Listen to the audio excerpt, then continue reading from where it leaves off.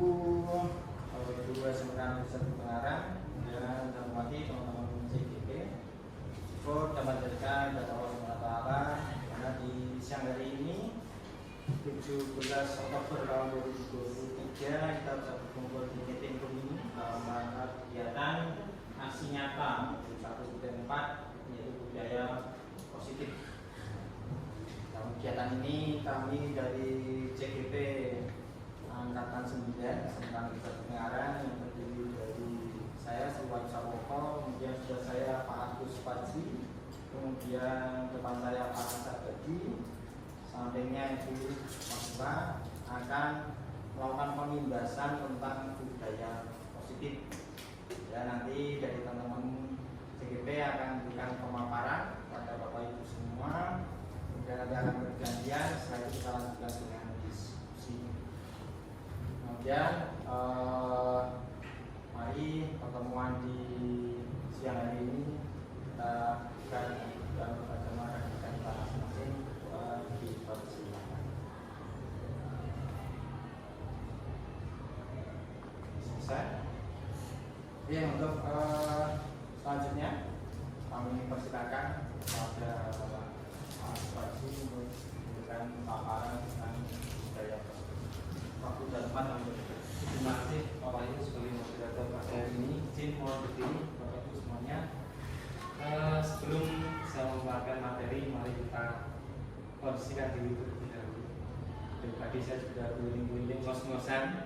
Mari kita tarik nafas dalam-dalam. Kemudian keluarkan dengan mulut. Lagi Bapak Ibu, tarik nafas dalam-dalam. Tarik dulu. Sekali lagi, tarik nafas yang dalam. Keluarkan waktu. Bapak Ibu yang saya hormati, terima kasih. Semoga dengan cara seperti ini kita bisa memposisikan diri kita, karena saya yakin apa yang nanti disampaikan oleh kami ini semoga bermanfaat. Kalau saya meyakini, belum meyakini materi yang akan disampaikan ini adalah materi yang luar biasa dan ini bermanfaat tidak hanya untuk kita pribadi tapi bisa untuk anak-anak kita dan untuk kita. Baik Bapak Ibu, sebelum ke slide selanjutnya saya akan membagikan sekedar kuesioner, nanti mohon diisi dilingkari bagi Bapak Ibu yang cocok. Bapak Ibu satu bisa 5. Bapak bagi yang belum dapat mohon maaf ya. Sampai begini aja. Oke, Bapak Ibu sambil mendengarkan apa yang saya sampaikan, setelah dibaca kemudian silakan dilingkari dari apa yang Bapak Ibu sesuai dengan nilai karakter. Ini Pak ini seperti biasa. Soalnya masuk atas tadi bingung rasanya. Oke, kita lanjutkan bagi slide selanjutnya. Tadi sudah kenalan tentunya ya. Saya pemateri pertama Gus Fadzi Widodo. Nanti akan menyampaikan beberapa materi dari perubahan paradigma sampai kebutuhan dasar manusia. Bapak Ibu yang saya hormati. Nah, kita kadang ada kesalahpahaman mengenai teori kontrol ini. Nah, kadang kita sebagai orang dewasa itu kadang merasa berhak untuk mengontrol anak-anak kita, atau kita sebagai guru itu akan berhak untuk mengatur anak-anak kita. Nah, kemudian miskonsepsi yang kedua atau salah paham yang kedua bahwa kritik dan membuat rasa bersalah itu mampu menguatkan karakter. Jadi kritik dan membuat rasa bersalah itu yang dulu kita yakini itu bisa merubah karakter menjadi yang lebih baik atau menguatkan karakter. Ini ternyata menurut apa yang terjadi dari budaya positif ini ternyata tidak benar. Kemudian ilusi bahwa orang dewasa ini berhak memaksa. Jadi sama seperti yang pertama tadi, kita sebagai orang dewasa ini ya tidak berhak untuk memaksa kepada orang-orang yang mungkin di bawah umur kita. dewasa itu bisa terletak dari sebagaimana manusia ini belajar dan terus belajar. Kemudian, nah disiplin positif ini, satu kata yang saya garis bawahi adalah yang makna itu kesadaran dan kemudian motivasi intrinsik. Bahwa disiplin positif ini merupakan salah satu cara penerapan disiplin yang bertujuan untuk menumbuhkan kesadaran serta memberdayakan peserta didik tanpa imbalan dan penghargaan. Ini yang perlu kita sadari, bahwa kita ini mendidik untuk menyadarkan anak. Tidak semata-mata ini anak tahu, anak patuh kepada kita tanpa kesadaran mereka. Nah, nanti implikasinya seperti apa akan kita lanjutkan di materi selanjutnya. Kemudian, nah contoh nilai kebijakan institusi. Jadi beberapa organisasi ini tentunya punya nilai kebijakan yang nilai kebajikan yang tentunya sangat bermanfaat. Kalau di dalam hal ini kita menyampaikan budaya positif ini kaitannya erat dengan profil pelajar Pancasila, karena di dalam guru penggerak kita belajar atau kita nanti tujuannya itu supaya mendampingi anak untuk memiliki karakter atau profil pelajar Pancasila, di antaranya beriman bertakwa kepada Tuhan Yang Maha Esa, berakhlak mulia, berkebinekaan coba, gotong royong, mandiri, kreatif, dan benar kritis. Itu profil pelajar Pancasila yang digolkan pemerintah, yang ingin digolkan pemerintah. Nah, sebagai salah satu rangkaiannya adalah program guru penggerak ini, kemudian kami bertugas untuk menjelaskan juga kepada Bapak Ibu sekalian. Kemudian dari organisasi lain di internasional juga ada beberapa yang meyakini nilai-nilai kebajikan itu, di antaranya dari IT Primary Years Program, dan ada keterampilan hidup atau life skill. Nah, saya rasa kalau di sini garis bawahi semuanya mengenai karakter. Semuanya mengenai karakter. Lanjut habis. Nah, mengenai kebutuhan dasar manusia ini sudah selesai, Bapak Ibu? Sudah? Nah, coba silakan dijumlahkan per 10 item. Jadi nomor 1 sampai 10 dijumlahkan poinnya berapa? Nomor 11 sampai 20 berapa jumlahnya? Nomor 21 sampai 30 berapa? 31 sampai 40.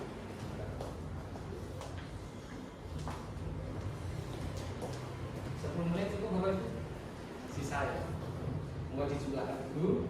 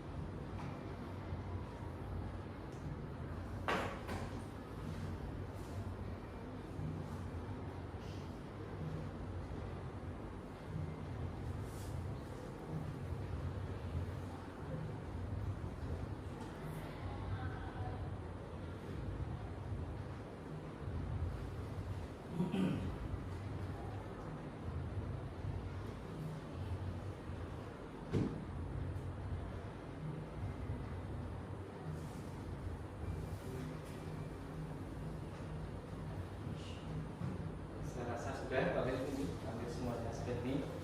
Bapak Ibu, ada yang memiliki poin penuh 50 di salah satu 4 kelompok itu? Tidak ada. Tidak ada. Oh.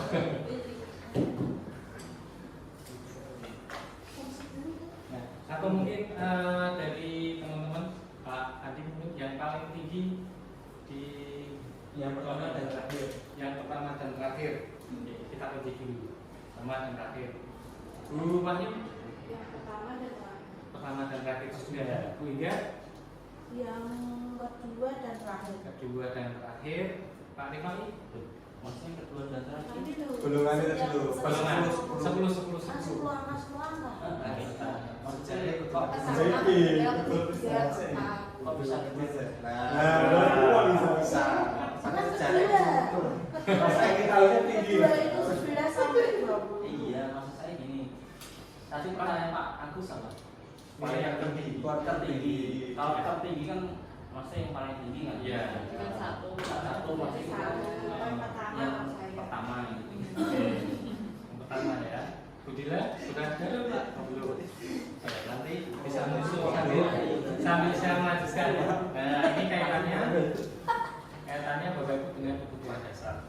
Kita ini ternyata dari teori itu punya 5 kebutuhan dasar. Dari yang Bapak Ibu pegang itu 4 diantaranya. Karena yang satu itu adalah kebutuhan dasar yang kita yakini, kita amini sesama makhluk hidup itu akan kita butuhkan, yaitu kebutuhan dasar untuk bertahan hidup. Ya, ini secara fisik. Ya, secara fisik kita harus memenuhi. Jadi kebutuhan makan, kebutuhan minum, kebutuhan untuk memiliki rumah dan sebagainya itu merupakan kebutuhan dasar.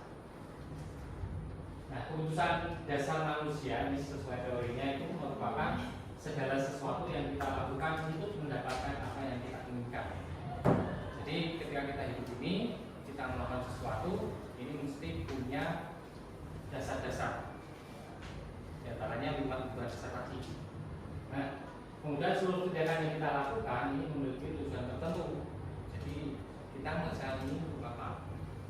Kita di sini untuk apa? Nah, saya harap Bapak Ibu di sini datang itu tidak hanya karena undangan, tapi untuk bisa mengupdate dulu. Jadi Bapak Ibu, kita berikhtiar untuk demi masa depan anak kita. Next please. Nah, 5 kebutuhan dasar manusia itu yang pertama bertahan hidup atau makanan, pakaian, tempat tinggal, keamanan, kesehatan. Itu kita amini semuanya ya Bapak Ibu. Ada yang tidak menginginkan makanan, pakaian, tempat tinggal, keamanan, kesehatan, semuanya ini, ya, semuanya ini. Jadi yang di sini yang Bapak Ibu poin-poinnya itu lingkari itu merupakan kebutuhan 4 yang lainnya. Kemudian ada kebutuhan kasih sayang dan rasa diterima. Nah, kemudian ada penguasaan, kemudian ada kebebasan, dan yang terakhir adalah kesenangan. Bapak Ibu jangan jangan menganggap tadi saya menjebak Bapak Ibu, ya, tetapi ini untuk menilai atau mengukur apakah kita ini di mana ini, atau kebutuhan dasar yang harus kita penuhi atau sesuatu yang kita lakukan ini sebenarnya untuk memenuhi apa. Nah, itu nanti tercermin dari pertama, bagian kedua, bagian ketiga maupun bagian keempat. Nah, Bapak Ibu, dari keempat, yang 5 tadi yang kita lanjutkan sudah kita skip dulu karena kita sudah sepakat ya. Nah, 4 bagian itu kira-kira dari pertanyaan dan poin yang didapatkan, saya pengen ada feedback Pak Fandi nanti di kuadran 1 kelihatannya ya, di bagian 1 kira-kira itu di bagian apa Pak? Yang apa Pak? Masih Yang tertinggi, nilai tertinggi. oh yang tertinggi, maksudnya yang poin 5 atau Di jumlah semuanya. kan ini sampai ini sama. Oke, yang 1 dan 4 nanti Pak. Kira-kira yang 1 itu apa Pak Fandi? Oh, yang nomor pertama itu paling berkembang. Berteman. Ya, senang berteman. Terus ngobrol sama yang lain, Sama yang lain. Oke. Ini antusiasnya Oke. Dari kasih sayang, penguasaan, kebebasan dan kesenangan itu kelihatannya termasuk di mana? kalau kesenangan lagi yang terakhir ya. Kesenangan yang terakhir. Maksudnya di poin ini ya. Poin ya kan. Satu Terakhir ya. 1 sampai 10 termasuk kasih sayang atau penguasaan atau kebebasan. Ya, maksudnya itu. Oh, gitu. Ya, dari pernyataan nomor 1 sampai 10 itu termasuk kasih sayang masuk. Kalau sedih orang salah satu. dia senang Pak. Senang. Serangan ya Pak Fadi. Oke. Bu Ika, tadi poin yang paling penting gimana? Poin terakhir. Terakhir ya. Menurut Ika itu dari keempat kebutuhan dasar yang mana? Menurut Ika? Kasih sayang. Ya kasih sayang. Bu Ika memang perlu kasih sayang. Oke, kita cek. Budila. Kalian juga juga. Baik juga. Butuh kasih sayang juga. Ya. Saya selayaknya. Iya. Tapi mau menambahkan Kok menambahkan? ya masnya mau mengungkapkan kira-kira kebutuhan dasar apa yang Kebutuhan yang apa? Saya Pak, kayak perjalanan apa namanya yang nomor satu tadi, yang nomor satu itu tadi yang poinnya paling banyak. poinnya paling banyak. Di situ 36 aja udah paling banyak. Artinya sebenarnya banyak yang kadang-kadang gitu. Terus kemudian apa lagi Pak pertanyaannya Pak? Ya tadi pada satu. Kan kuadran 1 itu kuadran 1 berarti termasuk Pak. Pak Rifai ini ya mungkin anu Pak saya Pak. kasih sayang. Yang keempat Yang keempat apanya Masnya? kira-kira dari 4 poin kasih sayang, penguasaan, kebebasan, kesenangan itu masuk kategori yang mana? Nomor 31 sampai 40. Masuk ya kesenangan. Kesenangan. Ya, Senang main badminton. tertawa itu juga kesenangan. Kebutuhan. Oke. Nah, Bapak Ibu semuanya, menurut yang membuat kuesioner itu, ya, pertanyaan-pertanyaan itu digolongkan 1 sampai 10 itu merupakan pertanyaan yang kebutuhan untuk kasih sayang dan diterima. Jadi Bapak Ibu dengan poin tertinggi di situ itu berarti memiliki keinginan atau memiliki kebutuhan untuk diberikan kasih sayang maupun ini mengasesmen diri kita masing-masing. Nah, 1 sampai 10, pertanyaan 1 sampai 10. Pertanyaan dan untuk kasih sayang Bu. Untuk 11 sampai 20 itu merupakan kekuasaan. Jadi kompetensi dan sebagainya, ingin memimpin. Nah, itu adalah kebutuhan untuk penguasaan. Itu ya 11 sampai 20. Kemudian 21 sampai 30 itu untuk nilai kebebasan. Jadi ingin mandiri, memiliki pilihan, mencoba hal. Nah, di poin-poin itu. Kemudian yang terakhir adalah poin yang kesenangan. Bapak Ibu tidak ada salahnya. Itu Bapak Ibu nilainya paling tinggi di mana atau semuanya tinggi, ya tidak ada salahnya. Itu merupakan kebutuhan yang mendasar. Ternyata kita butuhkan. Ya, yang kita butuhkan itu ternyata ada ini saya ingin melakukan. Saya melakukan ini untuk ini, itu ya Bapak Ibu. Nah ini untuk asesmen saja. Kiranya benar, silakan itu diamini, kemudian Bapak Ibu bisa merefleksi. Kalau itu salah, ya mungkin salahnya. Jadi dari kuis ini bisa kelihatan ya Pak, kalau kita tuh pas saya. Iya. Bukan jadi kasih saya. Bisa kasih saya. Ya, makanya saya paling banyak itu di poin 1 sampai 10. Nah, jika untuk 5 kebutuhan dasar ini semuanya masih ada, itu artinya Bapak Ibu masih ingin hidup, artinya ya jangan sampai berarti tidak ada Pak yang ini saya motivasi gitu kan. Tidak ada motivasi yang begini, jadi nanti tidak ada kebutuhan yang akan Bapak Ibu penuhi. Nah ini 5 kebutuhan dasar manusia yang memang kita butuhkan, dan ini tidak hanya berlaku untuk kita sebagai Bapak Ibu guru, tapi juga berlaku pada murid-murid kita. Mungkin sampai di sini sesi saya, nanti bisa dilanjut ke teman-teman yang lain. Terima kasih dari saya, mohon maaf bila ada kekurangan. Waalaikumsalam warahmatullahi wabarakatuh.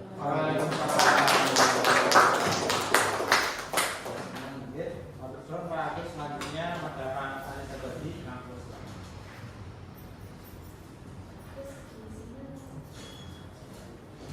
Oke, terima kasih. Selamat siang Bapak Ibu. Ya, Assalamualaikum warahmatullahi wabarakatuh. Bapak Ibu perlu diingat bahwa kita sesinya adalah sambung menyambung, jadi masih ada tiga lagi yang akan menyambung setelah, dua lagi yang menyambung setelah saya. Bapak Ibu, tadi yang sudah disampaikan Pak Agus tentang kebutuhan dasar. Nah, sekarang kita beralih ke motivasi perilaku manusia, Bapak Ibu. Ini menurut teori dari Daniel Gosen tentang restructuring school discipline, itu ketika kita melakukan suatu hal, entah itu apapun, itu kita itu sebenarnya dilatar belakangi oleh tiga motivasi ini. Jadi kita melakukan sesuatu hal, misalnya kalau ibu kita mau rapat PKK atau jasa wisma, katakanlah, itu sebenarnya dilandasi oleh tiga peristiwa. Atau Pak Rifai ketika ini bermain badminton, itu motivasinya salah satu dari sini. Misalnya begini, ketika orang melakukan suatu hal, itu dia ingin melakukan apa? Untuk menghindari hukuman atau tidak nyaman. Misalnya, saya kalau tidak berangkat PKK itu saya rapenak dan nanti dihukum sama Bu RT misalnya. Atau kita berangkat PKK itu untuk mendapatkan apa namanya dialog dalam bahasa Jawa, atau mendapatkan menghargai dalam lain. Buah itu loh, serba berangkat jasa wisma sampai dia menguasai jasa wisma kan seperti itu. Nah, atau yang ketiga, ini motivasi yang ketiga ini yang paling bagus nih. Itu motivasi intrinsik, yaitu dia itu datang ke jasa wisma untuk menghargai diri sendiri dan menginginkan bahwa dia itu ingin betul-betul menggerakkan. Dan kalau tiga motivasi ini dibagi dua secara garis besar, ternyata motivasi ini berasal dari dalam atau motivasi intrinsik yang paling bagus, atau motivasi yang dari luar atau motivasi ekstrinsik. Dari ketiga perilaku ini, saya yakin ketika Bapak Ibu melakukan suatu hal pasti dilatar belakangi oleh ini. Saya pun juga begitu sebagai manusia biasa. Ketika saya melakukan suatu hal, pasti latar belakangnya, reasonnya ada di sini. Kalau buat RPP itu karena saya takut dengan Pak Wahyu misalnya, sehingga saya harusnya bikin. Itu motivasi yang salah. Yang benar adalah, saya kalau nggak buat RPP nanti saya pembelajarannya terencana dengan baik. Nanti alur pembelajaran tak tepat dan sebagainya. Nah itu berarti sudah masuk ke motivasi intrinsik. Harapannya Bapak Ibu, setelah Bapak Ibu mendengarkan melihat paparan ini, nanti ketika Bapak Ibu melakukan suatu hal, Bapak Ibu bisa merefleksikan diri. Ketika saya melakukan suatu hal ini, apakah ini betul dari dalam diri saya sendiri, atau itu karena orang lain? Nah seperti itu, ini merupakan teori dari Daniel Gosen untuk motivasi perilaku manusia. Next. Kemudian ketika terkait dengan yang tadi perilaku manusia tadi, atau ketika kita implementasikan di dalam kelas, kita itu kadangkala ketika melihat sesuatu yang mengenakan pada siswa, kita pasti akan memberikan suatu judgment atau punishment, hukuman. Tetapi sebenarnya karena kita menyambut budaya positif, seharusnya bukan lagi hukuman, tapi nanti kita akan kategorikan. Jadi ada satu namanya hukuman, yang kedua namanya konsekuensi, yang ketiga namanya restitusi. Nah, nanti Bapak Ibu setelah mendengar paparan ini bisa memprediksikan, harapannya nanti ketika Bapak Ibu nanti di dalam kelas tidak lagi menghukum siswa, tapi melakukan restitusi. Apa itu restitusi? Apa itu hukuman? Apa itu konsekuensi? Coba kita akan identifikasi dulu. Hukuman itu ketika kita melakukan suatu tindakan yang bersifat fisik atau psikis. Kita mengata-ngatain siswa, kemudian kita memaksa siswa untuk melakukan kegiatan fisik, hukuman fisik, nah itu hukuman. Atau sifatnya satu arah, jadi dari kita sebagai guru kepada siswa. Jadi bukan sebuah komunikasi di dua arah.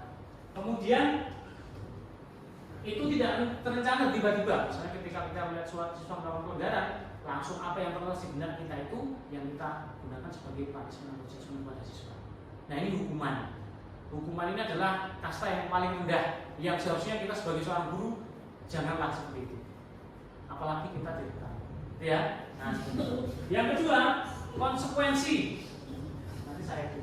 Konsekuensi itu adalah sesuatu yang terencana sesuai peraturan, tetapi murid tetap dibuat tidak nyaman. Kemudian sikap guru memonitor murid selalu. Misalnya begini, kalau hukuman kan jelas tadi, misalnya siswa disuruh push up. siswa kemudian kita JW misalnya, ini hukuman. Kalau konsekuensi, ini misalnya sesuatu yang tetap siswa itu juga yang misalnya lari mengelilingi lapangan. Ini bukan, ini kastanya agak lebih tinggi lah, tapi ini tetap tidak artinya kita sebagai seorang guru janganlah seperti itu. Kalau bisa, nah ya nomor 3 ini. Nomor 3 ini nama restitusi. Restitusi itu mengganti sebuah kesalahan dari siswa dengan sesuatu yang lebih baik untuk menebus dosa dia dalam tanda kutip. Tetapi siswa itu merasa dilibatkan untuk menebus dosa dia. Dan ini saya yakin siswa kita kan bisa diajak seperti ini. Misalnya siswa datang terlambat, kemudian kita ciptakan kondisi bagi murid untuk memperbaiki kesalahannya. Kita tanya, Mas, Mbak, kenapa datang terlambat? Dia akan menyampaikan kesalahannya, alasannya, bla bla bla. Kemudian kita tanya, kira-kira bisa nggak kamu memperbaiki kesalahan ini besok? Nah, terus dia berpikir, oh bisa Pak. Caranya bagaimana? Nah, seperti itu namanya restitusi. Jadi ini merupakan sebuah komunikasi yang berjalan dua arah, melibatkan siswa dan siswa tidak merasa dilakukan social judgment. Jadi dia merasa dilibatkan untuk memperbaiki kesalahannya. Nah, restitusi ini diharapkan nanti menjadi sebuah motivasi untuk siswa untuk memperbaiki atau menebus kesalahannya. Itu Bapak Ibu ya. Dan saya yakin Bapak Ibu juga beberapa kali mungkin menghukum siswa. Beberapa kali ini mungkin tidak sifatnya menghukum tapi melakukan konsekuensi. Tetapi harapannya nanti ketika ini penyebaran budaya positif ini berhasil dan kita ada banyak CGP sudah melakukan diseminasi ke semua orang bahwa sekolah kita nanti restitusi semua. Bos, nanti tidak ada orang yang suruh push up. Nanti kalau ada yang suruh push up berarti dia belum mendengarkan penyebaran pemahaman gitu ya. Setuju Bapak Ibu? Setuju untuk melakukan restitusi nanti? Alhamdulillah, berarti salah satu misi kita sebagai CGP berhasil, yaitu menggerakkan komunitas praktisi untuk melakukan restitusi. Itu Bapak Ibu ya? Next dulu. Menurut saya agak terapi-api Bapak Ibu dan berperilaku. Nah, ini Bapak Ibu, bagaimana kita menghandle siswa? Itu kita punya 5 posisi kontrol. 5 posisi kontrol ini akan kita coba ulas melalui sebuah video dan nanti Bapak Ibu akan tahu sendiri, oh ternyata bedanya yang posisi penghukum seperti apa, posisi pembuat merasa bersalah seperti apa, posisi teman seperti apa, posisi pemantau seperti apa, dan posisi manajer seperti apa. Ini baru sedikit ya. Bisa? Ada ujian ya? Sudah kan? Oh belum.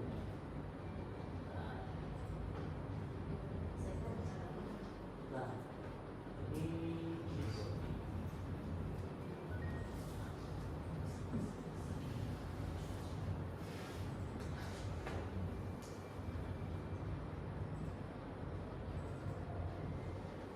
nah, kita yang pertama adalah tadi posisinya posisi penghukum. Coba kita akan lihat Bapak Ibu posisi penghukum itu.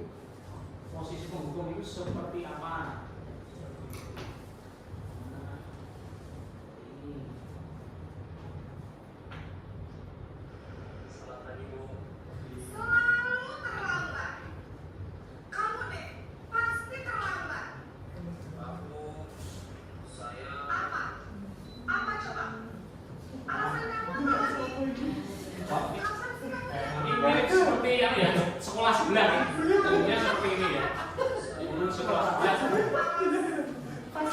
Kapok sih kamu. Sudah berapa kali terlambat? Nah, Sana, kamu keliling lapangan basket 2 kali. Kenapa saya harus ke lapangan basket, Bu? Kenapa? Kamu anak ibu. Berani-beraninya jawab. Sudah terlambat, masih berani jawab pula. Sekarang, keliling lapangan basket 5 kali sekalian. Biar kamu. nah ini sebagai posisi penghukum ya, Ibu, Bapak Ibu. Nah, kemudian ini yang kedua. Posisi yang kedua adalah posisi pembuat merasa bersalah. Kita coba identifikasi, kita bedakan. Pembuat merasa bersalah. Selamat pagi, Bu. Naren. Kamu kenapa terlambat lagi?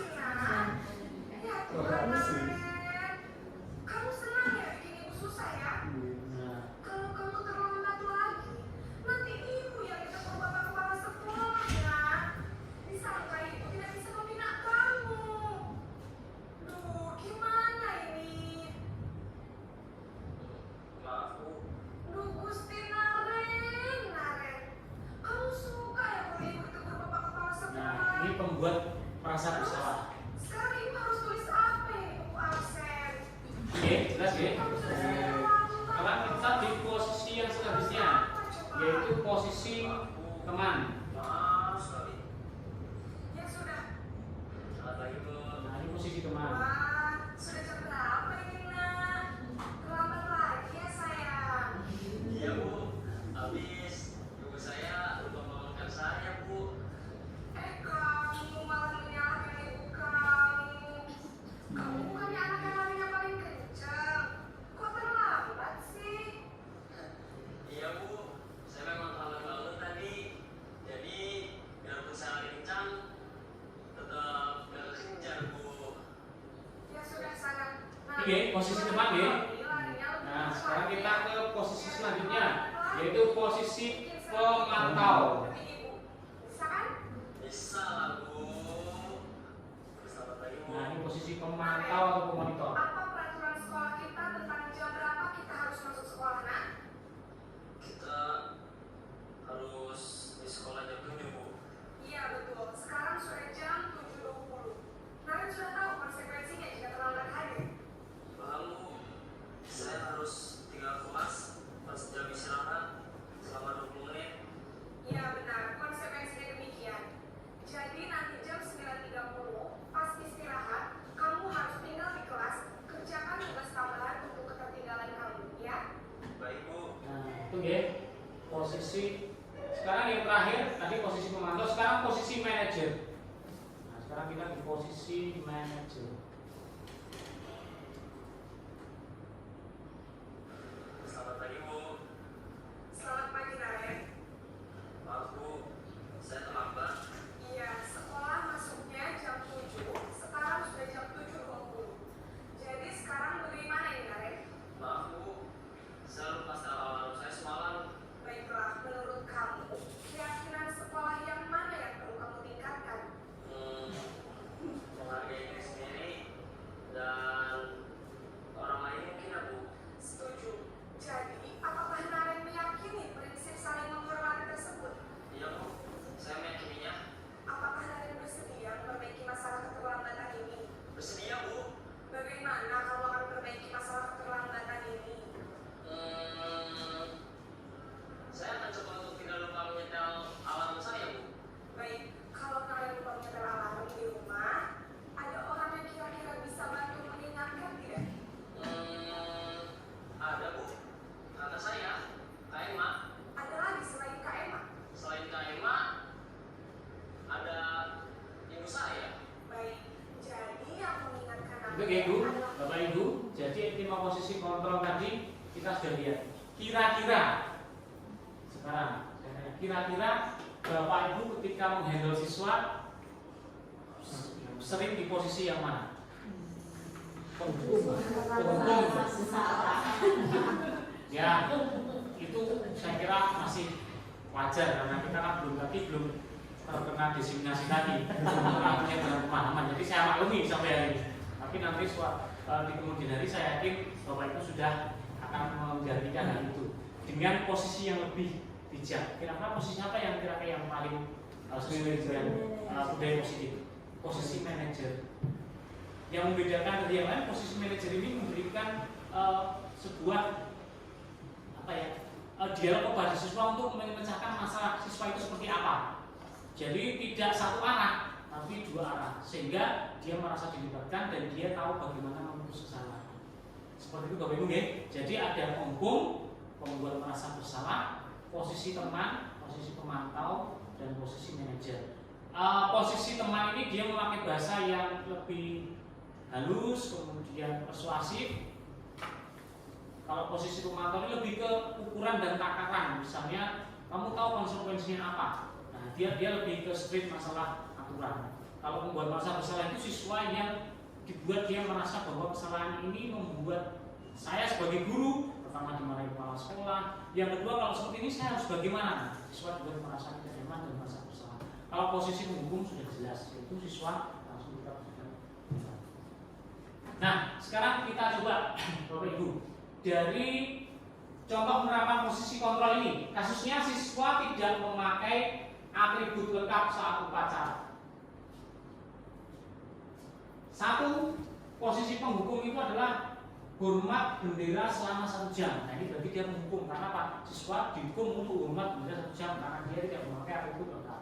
Tapi kalau membuat merasa bersalah, siswa itu dibilang ini, sudah beberapa kali Bapak Ibu kasih tahu bahwa kamu itu selalu saja mengecewakan. Kata-katanya ini, nadanya ini, intonasinya juga persis. Kamu selalu saja bikin Bapak merasa.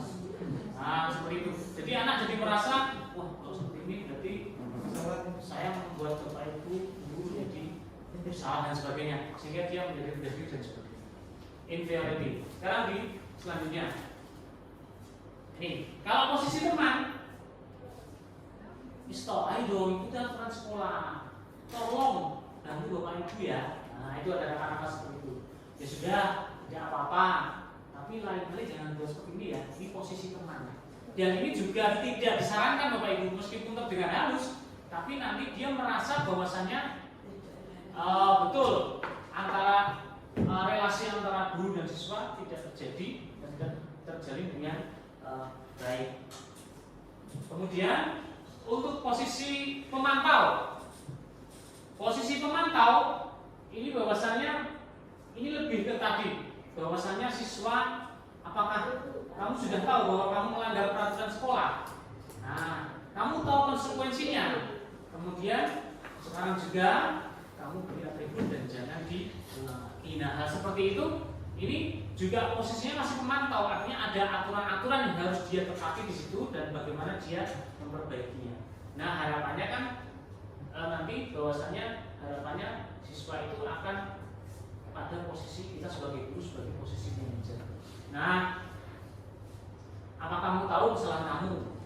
Oh, kamu tidak. Saya tidak pakai satu pacar apa? Nah, kira-kira bagaimana memperbaikinya agar hal tersebut tidak terjadi lagi? Ini berarti kita pada posisi manajer. Sudah jelas bahwa itu ya. Jadi diharapkan nanti ketika kita mengajar siswa, kita lebih kepada posisi manajer, tidak sebagai hukum, pemantau, atau posisi sebagai tadi penghukum atau pembuat rasa bersalah. Nah, kira-kira Bapak Ibu, dari ketiga contoh posisi kontrol ini, yang ini patuhi aturan saya atau awas, ini kira-kira masuk dalam posisi kontrol apa tadi Bapak Ibu? Yang ini patuhi aturan saya atau awas? Penghukum. Patuhi aturan saya atau awas? Berarti sebagai penghukum. Oke.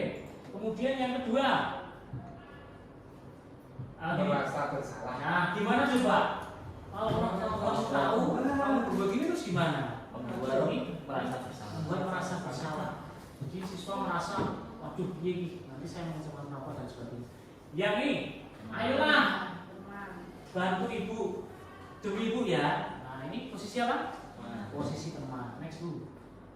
Nah, sekarang yang ini. Nah, posisi kontrol apa ini?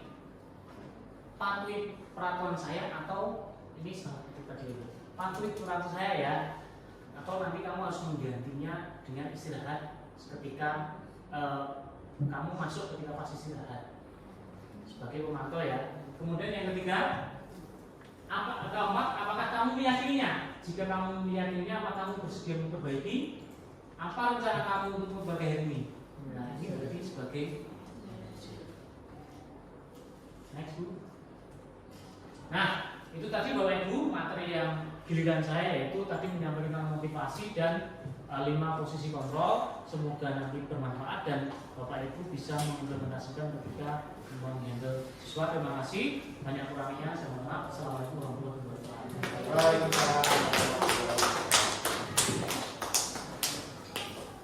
Selanjutnya tentang keyakinan kelas akan disampaikan oleh Bu Mas Bulan. Baik, assalamualaikum warahmatullahi wabarakatuh. Bapak Ibu, pada kesempatan siang hari ini saya akan menyampaikan materi tentang keyakinan kelas. Tadi kita semua sudah mempelajari materi yang disampaikan oleh Pak Agus, yaitu tentang disiplin positif dan juga tentang 5 kebutuhan dasar manusia.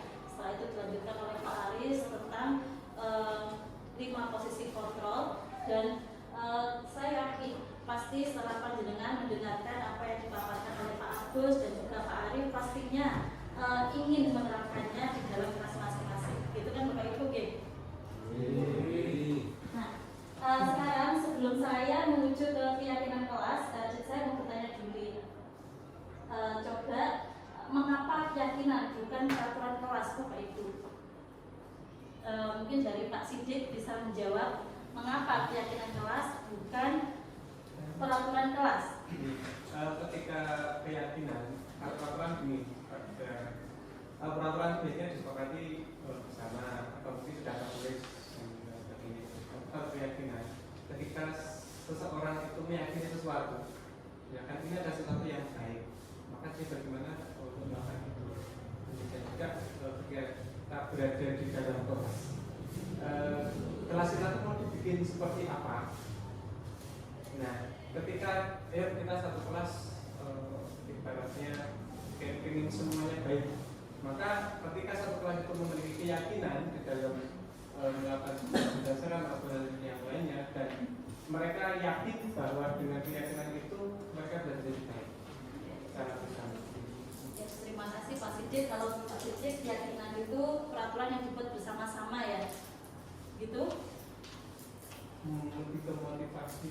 Lebih ke motivasi. Sedangkan untuk tadi peraturan itu keyakinan yang dibuat bersama-sama, sedangkan keyakinan itu adalah dari dirinya sendiri untuk mematuhi apa yang sudah diyakini sebagai sebuah peraturan, sebuah nilai.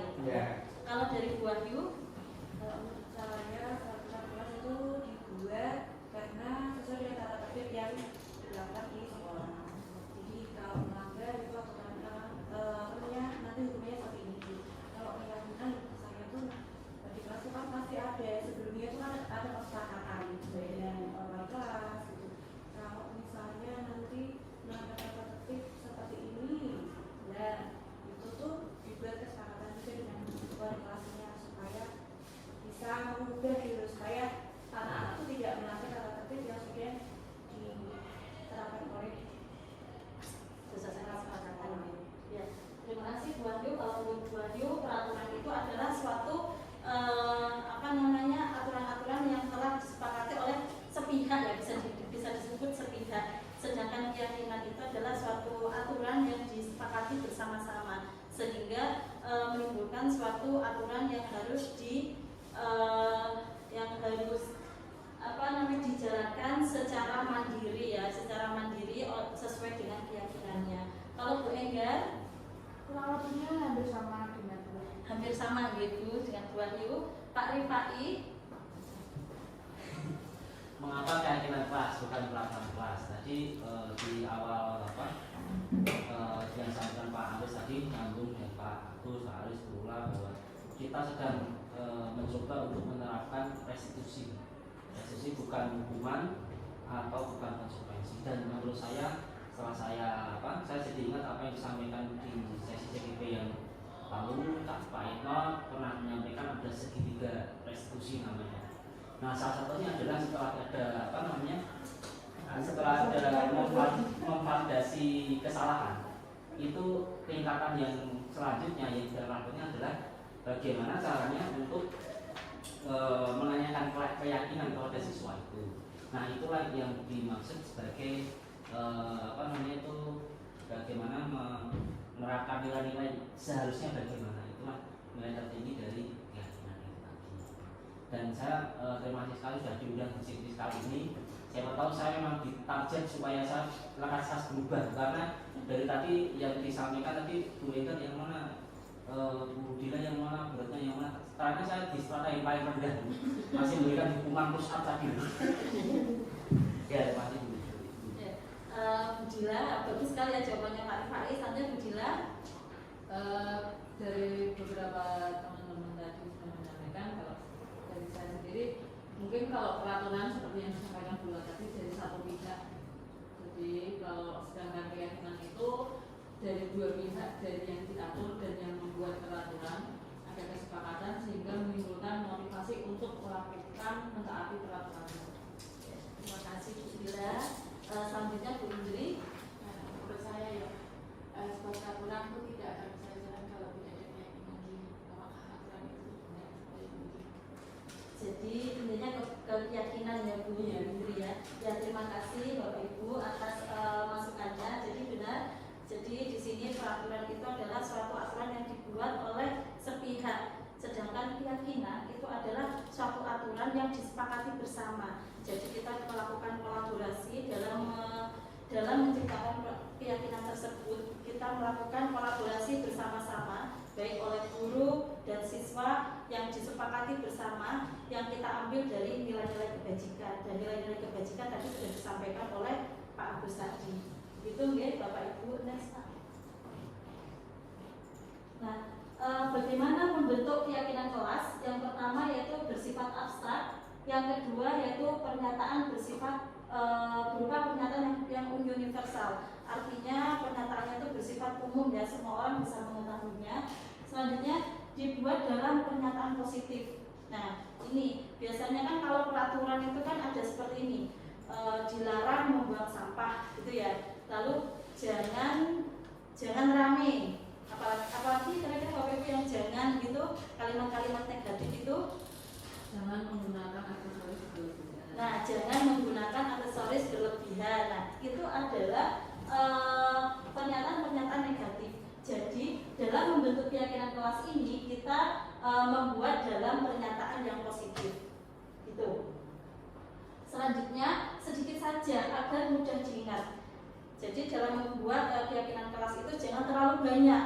Mungkin antara 3 sampai 6 atau 7 saja. Jadi, anak-anak atau kita bisa mengingatnya. Selanjutnya sesuai dengan kondisi kelas dan sekolah sehingga mudah diterapkan. Nah, dalam membuat keyakinan kelas ini harus kontekstual ya, sesuai dengan keadaan yang terjadi, tidak mengada-ngada. Nah, misalnya permasalahan yang kita alami apa? Misalnya saat ini yang dialami adalah masalah karakter siswa. Karakter siswa seperti apa? Kalau saya menemukan banyak sekali karakter siswa yang mengucapkan kata-kata negatif itu menjadi suatu kebiasaan. Contohnya apa Bapak Ibu?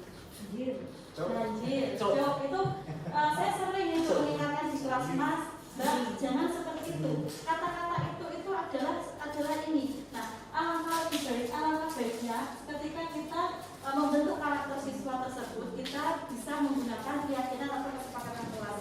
Sehingga ketika nanti anak-anak itu salah mengucapkan kata-kata yang mereka normalkan itu, nanti mereka tahu konsekuensinya itu apa. Selanjutnya yaitu semua warga sekolah atau warga kelas dilibatkan saat membuat keyakinan kelas. Nah, ini jadi ketika membuat keyakinan kelas ini ataupun keyakinan sekolah, semua warga di dalam kelas itu dilibatkan karena masing-masing orang itu pasti memiliki pendapat yang berbeda-beda. Nah, selanjutnya di sini saya akan melakukan kegiatan tampak seperti dan tidak tampak seperti. Ini untuk melakukan keyakinan kelas. Di sini keyakinan kelas yang saya ambil adalah nilai bersikap positif. Nilai bersikap positif. Dalam nilai bersikap positif itu, yang pertama di sini tampak seperti dan tidak tampak seperti itu maksudnya. Ketika tampak seperti itu contohnya gitu ya, contohnya apa? Lalu tidak tampak seperti itu adalah kebalikannya. Jadi apa nilai bersikap positif dalam keyakinan kelas tersebut? Di sini saya contohkan yang pertama yaitu percaya diri. Jadi nilai positif percaya diri dan tidak tampak sepertinya itu adalah minder. Nah, itu contohnya. Jadi misalnya kita ingin mengembangkan dalam satu kelas itu, di sini saya akan mengembangkan sikap percaya diri, nilai percaya diri kepada siswa. Nah, selanjutnya yaitu empati. Empati itu kebalikannya apa itu? Antipati, tidak suka pada orang lain, yaitu tidak bisa merasakan apa yang dirasakan oleh orang lain, itu empati. Selanjutnya yaitu sikap positif yang sabar. Kebalikannya adalah tidak tenang, jujur, rendah hati, sombong. Kebalikannya sombong. Lalu toleransi, kebalikannya itu tidak menghormati perbedaan, Selanjutnya yaitu tulus, lalai dalam mengerjakan tugas. Bertanggung jawab itu juga lalai dalam mengerjakan tugas.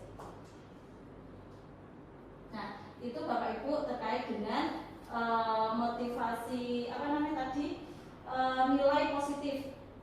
Selanjutnya Pak Aris. Nah, selanjutnya nilai kebaikan, percaya dan menghormati orang lain dan barang miliknya. Nah, ini juga harus kita tanamkan nilai tersebut kepada siswa. Contohnya bagaimana? Yaitu menghormati. Jadi yang tampak yang kita lihat itu bagaimana orang yang memiliki nilai percaya, menghormati orang lain dan barang miliknya. Yaitu yang pertama yaitu menghormati. Yang kedua yaitu meminta izin kalau meminjam barang. Untuk menghormati ini tidak tampaknya seperti apa? Merendahkan orang lain. Jadi jangan sampai seperti itu. Selanjutnya meminta izin kalau meminjam barang, tidak tampaknya yaitu berbuat sesukanya pada orang lain. Tampaknya menjaga barang orang lain, tidak tampaknya merusak barang orang lain. Tampaknya menghargai privasi orang lain, tidak tampaknya melanggar privasi orang lain.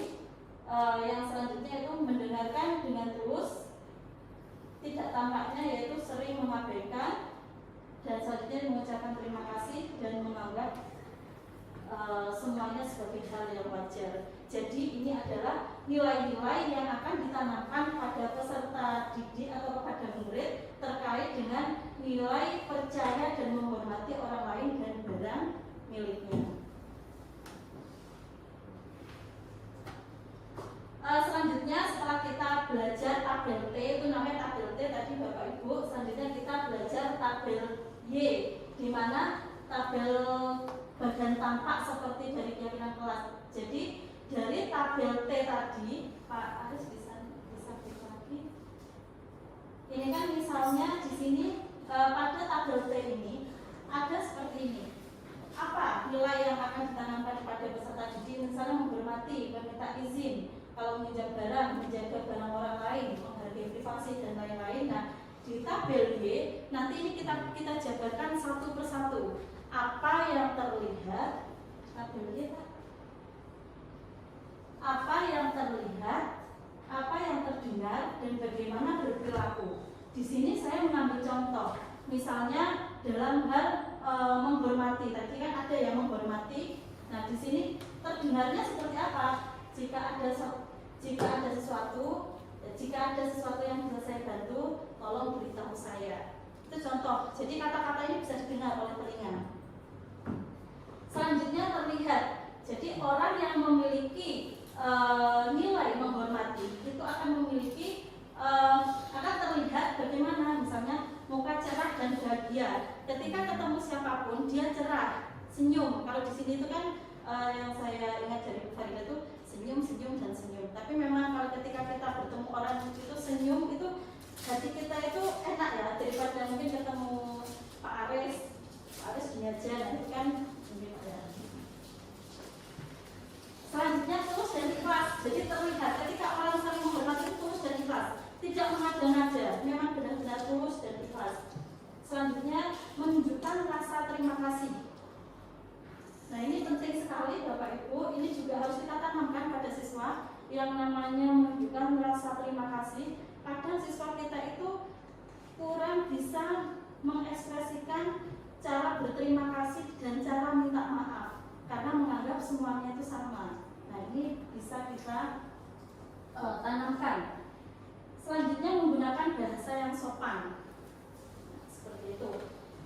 Itu terlihat, terdengar, terlihat, dan berperilaku. Bagaimana perilaku nilai menghormati tersebut? Yang pertama yaitu memberikan salam hormat. Jadi ketika kita memberikan hormat kan kita orang Indonesia kan biasa ya, seperti itu. Lalu memberikan apresiasi ketika anak mungkin mendapatkan suatu keberhasilan, kita bisa memberikan apresiasi kepada anak tersebut. Selanjutnya menghormati privasi. Nah, ini perilakunya menghormati privasi, mungkin tidak mengambil barang temannya tanpa seizinnya.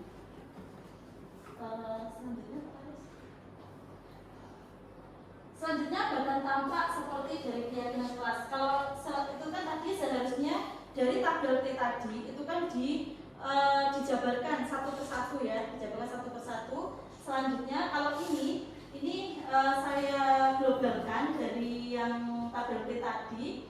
Semua anggota kelas melakukan tugas, terdengarnya apa? Saya turut merasakan kesedihanmu. Kalau saya turut merasakan kesedihanmu itu bagian dari apa Bapak Ibu tadi di tabel T itu? Ya, empati ya. Selanjutnya, bisa saya pinjam bukunya? Itu bagian dari apa?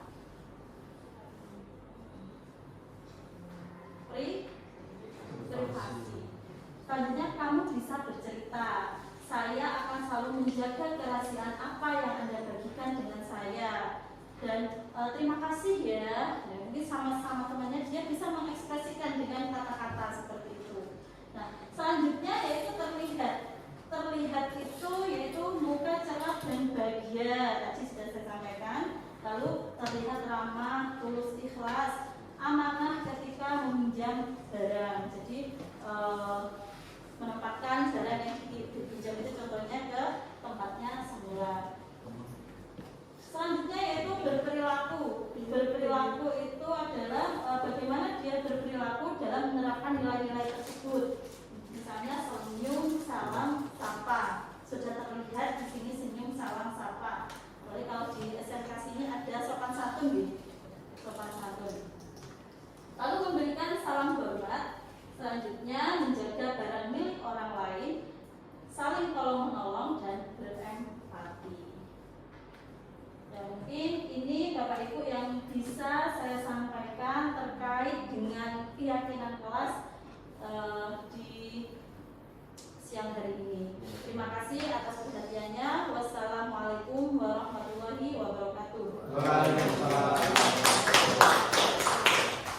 Ya, sebenarnya tadi paparan dari Ibu Mas Ulang luar biasa sekali. Artinya enak sendiri. Nah, Bapak Ibu, tadi dari depan sudah bila Pak Akbaji, sudah lanjutkan Pak Aris, kemudian sampai ke Bunda. Itu ada intinya bagaimana nanti kita bisa menerapkan budaya positif di sekolah kita. Kemudian tadi di contoh juga ada yang diputarkan oleh Pak Aris tadi, terlihat keyakinan kelas. Nah, yang kelas adalah seperti yang baru dijelaskan Bunda itu tadi. Sehingga nanti kita waktu mengajar, nanti kita di dalam kelas sudah mempunyai kesepakatan dengan murid-murid kita, sehingga nanti kelas akan menjadi lebih kondusif dan siswa juga akan bertanggung jawab dengan apa yang nanti dilakukan dalam kelas tersebut. Harapannya nanti kegiatan belajar mengajar bisa berjalan dengan nyaman dan siswa di dalam kelas juga akan berani berekspresi, karena di situ semua anggota kelas akan saling menghargai, menghormati, dan maka akan timbul suatu atmosfer yang positif di dalam kelas. Harapannya adalah seperti itu. Nah, kemudian apabila nanti terjadi hal-hal yang tidak diinginkan, kita nanti harapannya seperti yang berkata Pak As tadi, itu kita tidak sebagai apa tadi posisi kita saja jadi main tadi apa? Penghukum yang pertama, kedua membuat masalah, ketiga keempat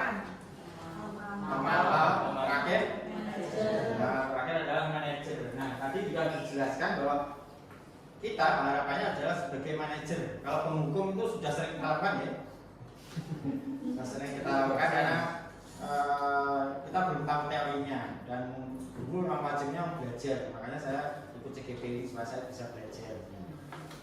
Nah, kemudian untuk mencapai kita sebagai manajer, nanti salah satu caranya adalah dengan menerapkan segitiga restitusi, ya, seperti tadi yang sudah di-spill sedikit oleh Pak Rifai tadi. Nah, ini bisa dibacakan Pak Rifai. Segitiga restitusi adalah proses menciptakan kondisi bagi peserta didik untuk memperbaiki kesalahan mereka sehingga mereka bisa kembali pada kelompok mereka dengan karakter yang lebih kuat menurut Present tahun 2005. Ya, terima kasih Pak Ipati. Ya. Nah, di sini intinya bahwa nanti yang memperbaiki itu adalah mereka itu adalah artinya adalah muridnya. Nah, sehingga nanti kita bagaimana peran guru itu nanti bisa menjadi seorang manajer, kemudian nanti bisa membuat anak itu sadar, kemudian juga mencari solusi atas permasalahannya sendiri. Karena nanti kalau kita bisa sebagai penghukum itu anaknya seakan-akan supaya dia itu jera gitu ya, tapi ternyata anak tersebut tidak jera, besoknya diulangi lagi, nah gitu. Karena mungkin kalau saya pribadi mungkin saya belum paham tentang teori segitiga restitusi, nah, sehingga dengan kita belajar di sini dan harapannya nanti dengan kita melakukan pembahasan nanti kita di sekolah ini nanti semua bapak ibu guru karena menerapkan budaya positif ini nanti bisa menerapkan segitiga restitusi. Kemudian nanti namanya segitiga berarti nanti ada 3 tahapan. Ya bisa lanjut Pak Aris. Nah nanti yang pertama itu adalah menstabilkan identitas. Kemudian selanjutnya validasi tindakan yang salah. Yang ketiga menanyakan keyakinan. Nah menstabilkan identitas itu nanti yang bagaimana? Ini lebih mudahnya di slide selanjutnya itu ada tabelnya. Nah, ini isinya hampir sama. Nah ini tahapannya ada 3 itu, sehingga bertujuan yang stabil identitas ya, mengubah identitas anak yang gagal karena melakukan kesalahan menjadi orang yang sukses. Contoh responnya adalah berbuat salah itu wajar, tidak apa-apa. Kemudian saya juga pernah membuat kesalahan seperti itu. Kemudian saya ingin mencari solusi, bukan siapa yang salah. Itu respon dari menstabilkan identitas. Misalnya ada siswa yang terlambat ataupun ada siswa yang mencolok pagar. Nah, tapi nanti kita jangan ke responnya ya.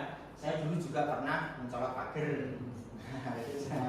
Nah, kemudian di sini intinya yang di sini walaupun nanti kita seakan-akan berpihak pada murid, tapi nanti kita sehingga murid itu merasa ada temannya itu.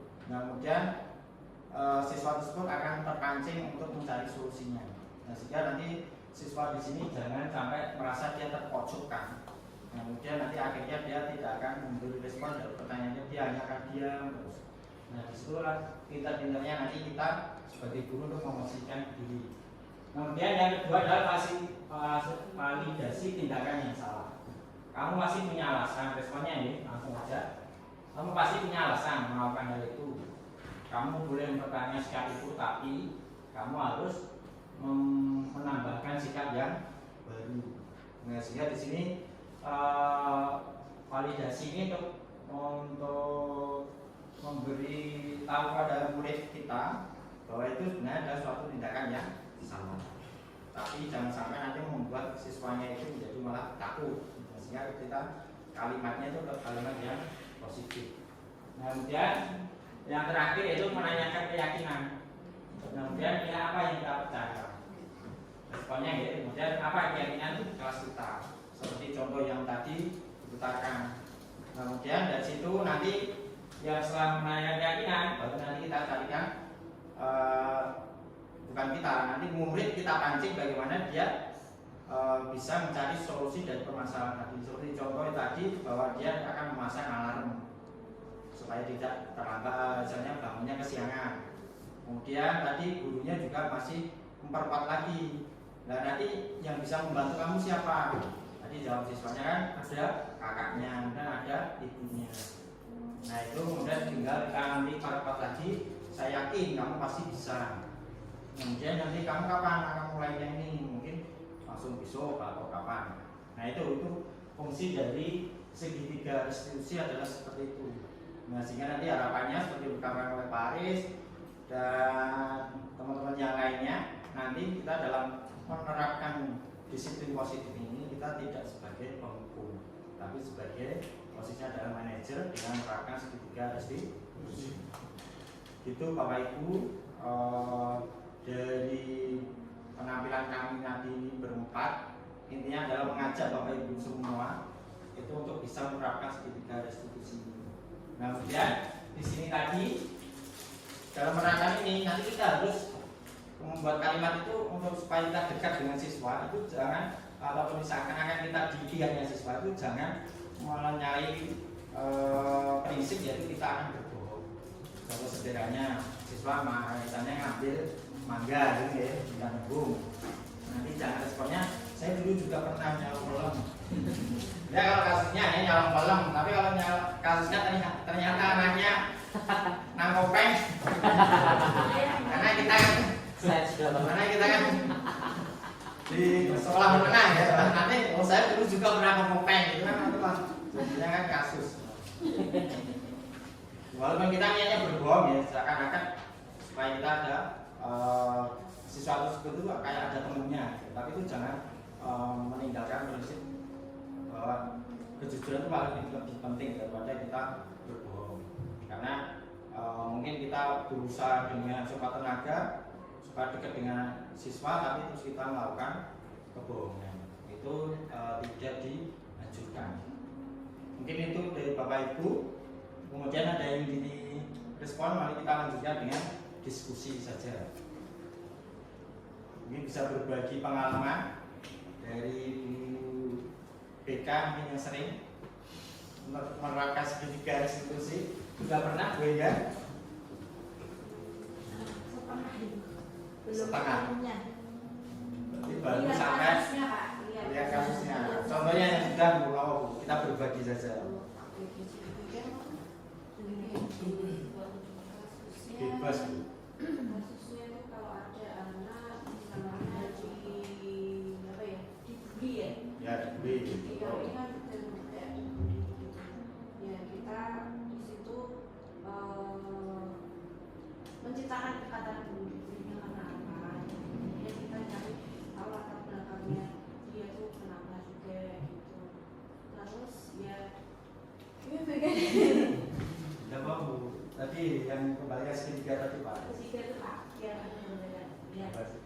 Validasi tindakannya. Validasi tindakannya itu anak-anaknya ya Pak. Ya, contohnya gimana?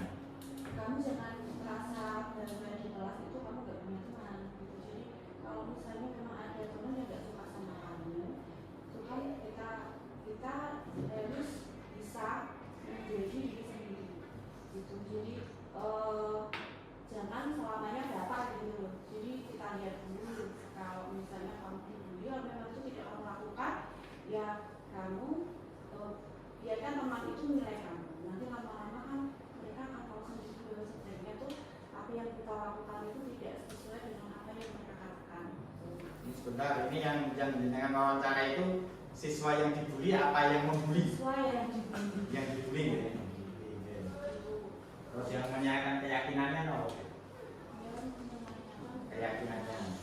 Kan itu jenengan kan berarti kan yang jenengan panggil berarti yang siswa yang dibully. Karena kan biasanya yang dibully itu kan merasa kelas punya ide itu terus kita panggil supaya dia itu nanti di kelas itu merasa pede gitu kan. Tidak kecilkan, tidak merasa kok teman-teman malah dibully saya gitu. Jadi kita menunjukkan rasa keyakinan.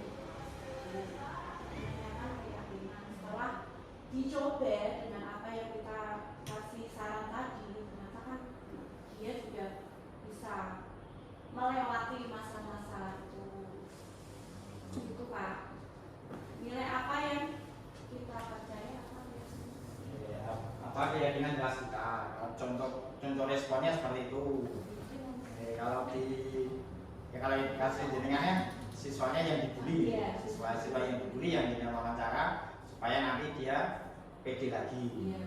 Nanti yang menanyakan keyakinan itu berarti kamu kan istilahnya masih diberi karuninya lengkap ya, sama Tuhan istilahnya gitu. Yang lainnya yang tidak lengkap saja bisa berprestasi, kamu lengkap, kamu harusnya bisa lebih berprestasi.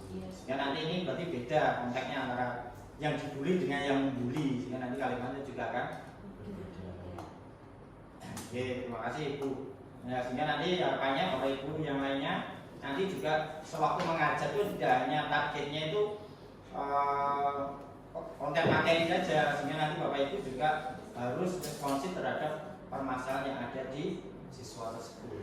Sehingga memang tugas guru itu memang berat, Ya, dan kalau semakin kita dalami lagi nanti juga akan semakin berat lagi, karena memang contoh sederhananya seperti ini. Kalau kita punya anak di rumah, walaupun kita posisi kita guru, tapi anak kita itu pasti akan lebih nurut dengan apa yang diperintahkan oleh gurunya di sekolah daripada kita selaku orang tuanya. Walaupun kita itu adalah seorang guru juga, tapi kalau guru pasti nanti respon anak kita tuh udah gurunya ngapain ini, nah, sehingga apapun akan diusahakan oleh anak kita itu untuk memenuhi apa yang diperintahkan oleh guru. Nah, itu sebenarnya adalah contoh sederhana yang sering kita temui di rumah, dan itu jadi pembelajaran kita bahwa kita dalam membuat statement untuk pada murid-murid kita pun juga harus kita pikirkan ya, kalimatnya yang positif supaya nanti anak itu juga bisa berkembang ke depannya, dan nanti dia juga merasa nyaman, jangan sampai nanti merasa terbebani berat kemudian dia malah jadi takut berangkat sekolah karena mungkin ada tugas yang belum dia selesaikan. Padahal dia sebenarnya juga berusaha, tapi ada keterbatasan satu dan lain hal sehingga dia tidak bisa. Nah, itu Bapak Ibu, mungkin ada yang lainnya yang berbagi. Pak Rifai. Ini Pak, kalau saya untuk permasalahan di kelas sepertinya setelah ada perubahan, setelah saya mendapatkan paparan dosen-dosen yang sebelum dan sudah. Tapi satu permasalahan yang menurut saya agak pelik menurut saya, dan saya mohon solusinya adalah menempatkan siswa perokok. Jadi saya itu ketika mengatasi masalah anak-anak yang terlambat, masalah yang tidak mengerjakan itu ternyata bisa gitu. Cuma yang merokok ini yang agak susah. Penyebab utamanya karena saya merokok itu. Cuma kalau dari contoh responnya misalnya, oh saya juga merokok gitu misalnya. Terus tapi kemudian kan ada validasinya misalnya, tapi saya nggak melakukan dengan uang orang tua atau uang apa gitu misalnya gitu Pak. Terus kemudian bagaimana caranya di forum ya, bagaimana caranya supaya anak itu berhenti dan tidak nyontoh gurunya, ini kira gitu Pak. Itu seperti apa kira-kira menurut masukan dari mantan-mantan perokok misalnya Pak Agus Wasmin ya Pak? Mungkin ini merokoklah dengan cerdas, jadi tahu tempat dan waktunya gitu, kapan. Jadi di dalam sekolah ya. Maksud saya gini Pak, saya kan tentu jawaban seorang guru yang perokok dan seorang guru yang pernah merokok dan berhenti merokok dan yang tidak pernah merokok sama sekali itu tentu berbeda. Kadang-kadang menurut saya bagi seorang guru yang merokok itu mungkin jawabannya agak cenderung permisif. Misalnya kamu boleh asalkan begini ya. Padahal kita semua tahu bahwa MUI pun sudah mengharamkan seperti itu. Maksud saya begitu, artinya mau kamu di rumah, mau kamu apalagi di sekolah, apalagi di dalam kelas, itu adalah keliru gitu. Kalau perlu cuma saya saja di dunia yang merokok gitu. Saya begitu loh, maksud saya gitu. Jadi bagaimana caranya supaya segitiga restitusi itu diterapkan pada siswa yang merokok dari seorang guru perokok, itu caranya gimana? Supaya tidak supaya tidak mengganggu nalurinya, itu saya harus menyampaikan bagaimana itu.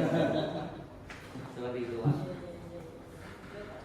Cuma sejauh ini Pak yang saya sampaikan itu saya setelah melakukan pendekatan ke anak-anak itu pada akhirnya karena saya merokok itu walaupun istri saya nggak tahu gitu ya. Itu pada akhirnya saya cuma bilang begini, tolong satu jangan mabuk, karena mabuk itu jelas haram. Kalau merokok ya masih bisa dibaca lah gitu ya. Terus kemudian yang kedua jangan mencuri. Mencuri itu hukumannya dan seterusnya itu memang seperti itu. Terus kemudian judi, saya hanya maksimal 3 itu Pak. Cuma yang rokok ini yang masih agak masih kadang-kadang di hati nurani itu masih ganjel gitu loh Pak. Karena saya sendiri, tapi saya tahu betul bau anak yang baru saja merokok yang sejam dari tadi merokok misalnya saya masuk jam 7 misalnya, oh jangan tadi berani merokok, atau yang tadi malam merokok itu saya tak tahu seperti itu. Nah artinya seperti itu. Jadi bagaimana caranya supaya kita itu mengatasi siswa yang merokok tersebut seperti apa? Jadi kalau dari pandangan saya bahwa pendidikan itu kan nanti tidak hanya di sekolah saja, tidak cuma guru saja, orang tua juga berperan. Kalau nanti kita di sekolah menganjurkan tidak merokok, tapi dia di rumah ternyata malah dicepat. Iya, Kemudian malah diajak ngobrol dengan orang tuanya dengan merokok. Ya juga si siswa tersebut juga kondisinya pasti akan ambigu dia. Kalau itu orang itu nang karo wong tuaku kok. Nah, sehingga di sini kita harus berkomunikasi dengan orang tua. Nah, kemudian kalau kita di sekolah, ya nanti paling tidak ya kita bisa memberikan pengertian kepada siswa ataupun murid kita bahwa untuk merokok di masa-masa saat ini itu tidak baik untuk karir dia. Karena nanti kalau di SMK kan jelas nanti kan untuk dia cari kerja. Nah, kemudian di semua perusahaan pasti kalau perusahaan-perusahaan yang besar itu kan pasti ada rosentorak, itu pasti akan kelihatan nanti kalau dia perokok atau tidak. Kemudian nanti efeknya kan juga ke dia sendiri. Nah, kemudian tinggal nanti kita pancing murid tersebut supaya bagaimana dia mencarikan solusi untuk dia. Tapi kalaupun nanti walaupun dia nanti suatu saat punya pemikiran yang lain, ya nanti tidak apa-apa. Misalnya kalau mungkin dia sudah kerja punya penghasilan, mungkin dia mau mengikuti fatwa ataupun tidak, nanti terserah dia. Kalau tidak kan kita waktu dia di sekolah kita mempersiapkan anak didik kita atau murid kita itu nanti untuk supaya dia bisa diterima ataupun dia nanti bisa melanjutkan jenjang karir. Gitu kalau menurut saya. Oke, mungkin dari yang lain yang mau nambahin? Saya rasa juga berlaku juga untuk ibu-ibu karena tidak walaupun ibu-ibu tidak merokok tapi kadang-kadang yang saya suami juga merokok, Pak. Nah, mesti merokok ya, Pak. Kalau menurut saya perokok itu kan ada kandungan di kandungan itu ada kandungan nikotinnya ya. Dan nikotin itu salah satu termasuk narkoba yang bisa membuat bukan candu tapi juga obat penenang. Kalau di era bapak-bapak ya menurut saya, bapak-bapak pekerja menurut saya, kalau beban pekerjaannya tinggi berat dan dia sudah terlanjur sudah merokok berat, untuk langsung di-cut itu yang ada nanti tingkat stres di Indonesia semakin tinggi. Karena obat penenang yang paling murah itu menurut penelitian juga kan rokok. Jadi dan kalau mau berhenti, menurut saya ya yakin dulu sama dirinya. Kalau nggak yakin, ya itulah seperti kayak Pak Rifai ya. Nanti cenderung ke suami-suami tak istri. Jadi menurut saya harus dijelaskan kenapa suami harus ngumpet-ngumpet dari istri. Ya suami itu harus pintar, harus bisa menjelaskan ini loh, merokok itu bukan hanya untuk gaya, tapi untuk kebutuhan secara apa ya, tingkat mengatasi kesetresan itu mungkin cenderung ke itu. Jadi biar tidak ada rasa istri itu merasa dibohongi gitu. Maksudnya gini Bu, saya melihat yang saya Pak ini tidak apa-apa ya Pak. Saya gini, saya sebagai guru kan kadang-kadang menganggap rokok itu bukan kebutuhan siswa. Itu satu yang jelas bahwa itu mengarah cenderung kepada kenakalan.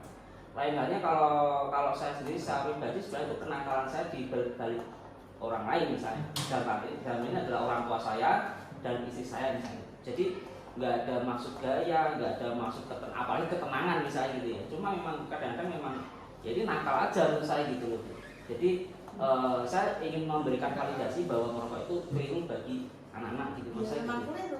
Nah terus kemudian mengatasinya bagaimana dan seterusnya supaya saya tidak bertenang dan hati nurani tadi. Ya, solusinya gampang. Ada keyakinan bahwa Pak Rifai meyakini bahwa merokok itu keliru untuk anak. Iya betul. Saya meyakini itu dan solusinya gampang. Jadi saya berhenti merokok dulu supaya saya mantap ngomongnya gitu. Ini kita sudah melakukan segitiga.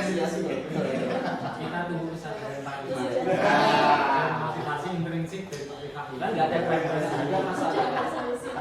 Ya, terima kasih untuk kejujurannya dan kemauannya untuk berapa orang baik. Oke, Bapak Ibu, tidak terasa kita sudah 1 jam lebih diskusi yang luar biasa sekali. Diskusi kita di siang ini.